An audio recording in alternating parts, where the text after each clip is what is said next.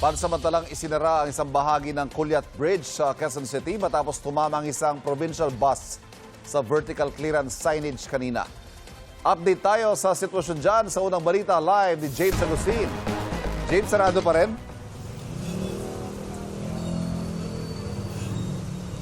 Ivan, good morning. Hanggang sa mga oras na ito ay hindi pa rin madaanan itong bahagi ng Congressional Avenue sa Quezon City at nakahambalang pa rin dito yung isang provincial bus matapos nga tumama sa vertical clearance signage kaninang alas 5 ng umaga.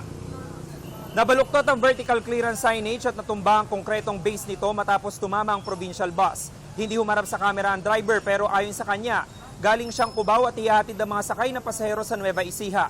Patungo sana siya sa Mindanao Avenue kaya napadaan sa Congressional Avenue. Kaya hindi mapansin ang vertical clearance. Matatandaan na tanging mga light vehicles muna ang pinapayagan na makadaan sa Culyat Bridge matapos itong maapektuhan ng sunog kamakailan kaya isinasaayos pa ng Department of Public Works and Highway.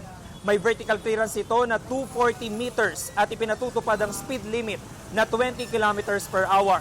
Dahil sa aksidente, pansamantalang isinara ang bahagi ng eastbound lane ng Congressional Avenue. Maagang naabala ang mga motorista, lalo na yung mga sasakyan na galing sa EDSA at pumasok sa Congressional Avenue. Asahan ang mabigat na traffic sa lugar.